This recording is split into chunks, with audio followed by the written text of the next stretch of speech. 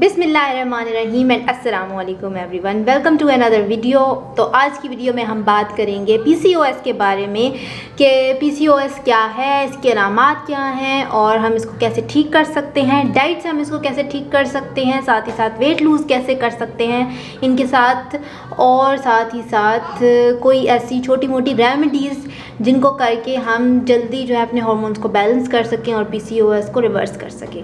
तो चलें जी, डिस्कस करते हैं, स्टार्ट करते हैं वीडियो को। तो पीसीओएस क्या है? पॉलीसिस्टिक ओवेरियन सिंड्रोम, यानी कि जो फीमेल की ओवरीज होती हैं उसमें छोटी छोटी थैलियाँ सी बन जाती हैं। तो अब इन थैलियों की वजह से क्या होता है कि एग की प्रोडक्शन ठीक से नहीं हो पा रही होती, तो जिसकी वजह से शादी के बाद जो फीमेल है उसका कंसीव करना मुश्किल हो जाता है और प्रेग्नेंट होना उसके लिए थोड़ा मुश्किल हो जाता है।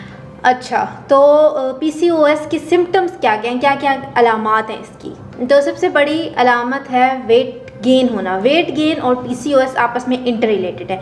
पीसीओएस है तो वेट गेन होगा, वेट गेन है यानी कि आप ओवर वेट है, मोटे हैं, आपको मोटापा चढ़ा हुआ है, तो उसकी वजह से भी पीसीओएस हो सकता है। तो दोनों चीज़ें इंटर रिलेटेड है, मोटापा कम तो पीसीओएस क्या, पीसीओएस क्या तो मोटापा क्या। अच्छा, उसके बाद इसकी अगली अलामत ये है कि फेस पर ख़ुसूसन इस एरिया पे बालों की प्रोडक्शन बहुत ज़्यादा होने लग जाती है, एक्नी बहुत ज़्यादा होने लग जाती है। इसके साथ साथ पीरियड्स आपके इरेगुलर हो जाते हैं, 2-2 महीने 3-3 महीने नहीं आ रहे होते, और फिर इनफर्टिलिटी भी हो सकती है कि शादी के बाद मसला हो सकता है बेबी कंसीव करने में। तो ये इसकी कुछ अलामात हैं। अब इन अलामात को हम रिवर्स कैसे कर सकते हैं और पीसीओएस को ठीक कैसे कर सकते हैं? तो पीसीओएस ठीक करने के लिए दवाइयों से ज़्यादा आपको अपनी लाइफस्टाइल मॉडिफिकेशन पर फोकस करना होता है, यानी कि आपने अपनी डाइट को ठीक करना होता है। इसके अलावा अपनी लाइफस्टाइल में हेल्दी चेंजेस लेकर आनी होती हैं और अनहेल्दी जो भी आपके बिहेवियर्स हैं या अनहेल्दी जो भी आपकी रूटीन्स हैं उसको अवॉइड करना होता है। ठीक है, तो पहले हम लोग डाइट की बात कर लेते हैं कि डाइट में आपने क्या क्या चीज़ें इंक्लूड करनी है, क्या क्या चीज़ें एक्सक्लूड करनी है और क्या क्या चीज़ें लिमिट्स में लेनी है। तो सबसे पहले बात कर लेते हैं कि क्या क्या आपने लेना है। आप लोगों ने होल ग्रेन्स लेने हैं, यानी कि ओट्स आप ले रहे हैं तो ओट्स आप ले सकते हैं। इसके अलावा आपने अगर गंदम लेनी है तो वो देसी गंदम यानी कि देसी गंदम का आटा आपने इस्तेमाल करना है। आप बाजरे का इस्तेमाल करें, जौ का इस्तेमाल करें। इसके अलावा होल व्हीट से बनी हुई चीज़ें, यानी कि अगर आप ब्रेड यूज़ करें तो वो होल व्हीट ब्रेड हो, पास्ता अगर आपको खाना है तो होल व्हीट हो। मैदे को आपने टोटली कट आउट कर देना है, अपनी लाइफ से निकाल देना है। मैदे से बनी हुई चीज़ें, मैदे वाले मैक्रोनीज वगैरह, इन सबको अवॉइड करना है। उसके बाद आपने दालों सब्जियों का इस्तेमाल करना है, फ्रूट्स आप ले सकते हैं। तो पीसीओएस की जो डाइट होती है ना, वो डायबिटिक पेशेंट से काफ़ी ज़्यादा सिमिलर होती है, क्योंकि डायबिटीज़ यानी शुगर के मरीज़ों में भी इंसुलिन रेजिस्टेंस हुई हुई होती है और पीसीओएस में भी इंसुलिन रेजिस्टेंस हुई हुई होती है। तो इंसुलिन रेजिस्टेंस हुई भी होती है, जिसकी वजह से ऐसे फूड्स लेने होते हैं जो लो ग्लाइसेमिक इंडेक्स हो, जिनका जो जल्दी से शुगर लेवल बॉडी में बढ़ा ना रहे हों। तो फ्रूट्स वगैरह या मोस्टली डाइट जो है इनकी मिलती जुलती होती है डायबिटिक्स की। तो फिर फ्रूट्स भी आपने वो लेने हैं जो कम मीठे हों। सेब का इस्तेमाल आप कर सकते हैं, अभी माल्टे वगैरह का मौसम है तो वो आप इस्तेमाल कर सकते हैं। अच्छा, ये चीज़ें तो हो गई। उसके बाद नट्स वगैरह यानी कि हेल्दी फ़ैट्स आपने अपनी डाइट में लेकर आना है। हेल्दी फ़ैट्स आपको नट्स से मिल जाएंगे, एवोकाडो आप इस्तेमाल कर सकते हैं। उसके अलावा ऑलिव ऑयल का इस्तेमाल, कोकोनट ऑयल का इस्तेमाल आप करें। और उसके अलावा प्रोटीन आपने अपनी लाइफ में रखना है, जिसमें चिकन आप ले सकते हैं, फ़िश ले सकते हैं, कोई भी सी फूड ले सकते हैं, एग्स का इस्तेमाल कर सकते हैं। रेड मीट को मैं कहूँगी कि थोड़ा अवॉइड करें।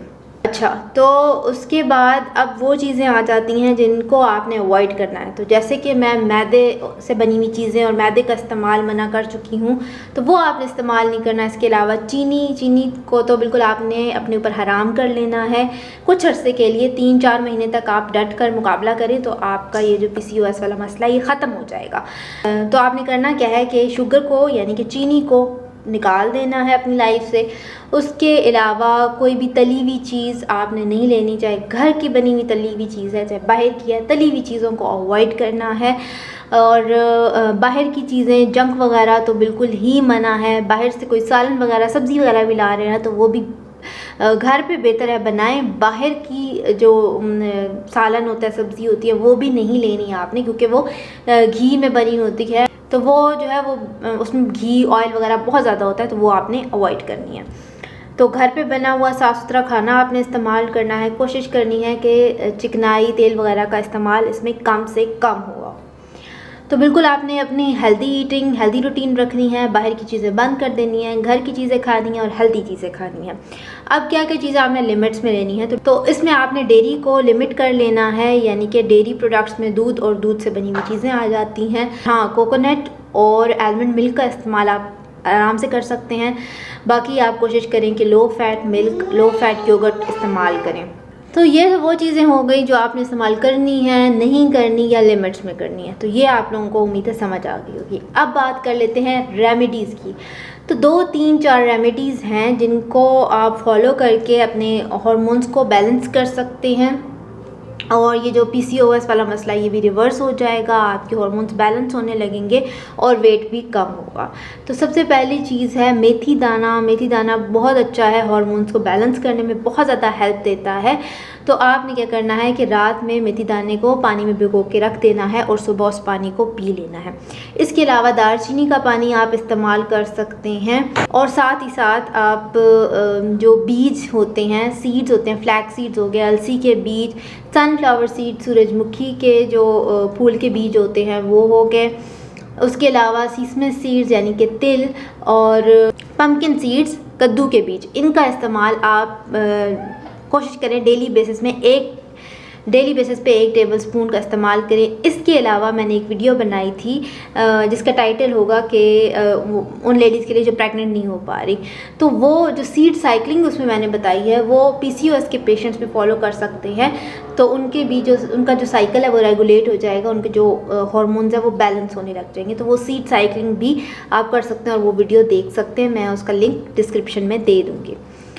अच्छा, तो ये हो गई कुछ रेमेडीज़ जो इसको फॉलो करके आप वेट भी लूज़ कर सकते हैं और जो हार्मोन्स हैं उनको बैलेंस भी कर सकते हैं। अच्छा, उसके बाद अब आ जाती है फ़िज़िकल एक्टिविटी की बारी। तो यकीनन PCOS में वेट लूज़ करना थोड़ा मुश्किल हो जाता है, और जैसे ही आपका वेट लूज़ होने शुरू होगा ना, तो ये PCOS वाले सिम्टम्स भी रिवर्स होने लग जाएंगे। तो इसमें सबसे अच्छी जो एक्सरसाइज मेरे हिसाब से वो है स्ट्रेंथ ट्रेनिंग या वेट ट्रेनिंग। तो वेट ट्रेनिंग आप अगर कर सकते हैं, कोशिश करेंगे वही करें, क्योंकि उससे आपका वेट बहुत जल्दी लूज़ होगा और ये जो सारे सिम्टम्स हैं ये बहुत जल्दी रिवर्स होने लग जाएंगे। और साथ ही साथ आप लोगों ने वॉक भी करनी है, वॉक भी कर सकते हैं। अगर स्ट्रेंथ ट्रेनिंग, वेट ट्रेनिंग नहीं होती तो वॉक या फिर थोड़ी बहुत रनिंग वगैरह करके भी आप वेट लूज़ कर सकते हैं। लेकिन मेरे हिसाब से सबसे बेस्ट इसमें स्ट्रेंथ ट्रेनिंग, वेट ट्रेनिंग है। अगर आपके पास कोई ट्रेनर है तो आप उससे कुछ क्लासेस लेके सीख सकते हैं। तो ये कुछ डाइटरी मॉडिफिकेशंस हैं, कुछ लाइफस्टाइल मॉडिफिकेशंस हैं जिनको अपना कर आप लोग अपने PCOS को रिवर्स कर सकते हैं और साथ ही साथ वेट भी लूज़ कर सकते हैं। तो आई नो दैट कि जो इसके सिम्टम्स हैं ना PCOS के, ये बहुत खौफनाक होते हैं, क्योंकि मैंने भी इसको फेस किया हुआ है, और आप बिल्कुल फ्रस्ट्रेट हो जाते हो, आपके मूड स्विंग्स बहुत ज़्यादा हो रहे होते हैं। तो जितना अच्छा आपका लाइफस्टाइल होगा, मूड स्विंग्स उतने कम होंगे और आपका मूड उतना अच्छा रहने लगेगा, और साथ ही साथ जो है वो आपका जो वेट है वो भी मैनेज होने लगेगा और PCOS रिवर्स होने लग जाएंगे। तो उम्मीद है कि आपको ये छोटी छोटी टिप्स अच्छी लगी होंगी और आप इनको ज़रूर फॉलो करें ताकि आपका PCOS रिवर्स हो जाए। तो thank you so much for watching, take care, अल्लाह हाफ़िज़।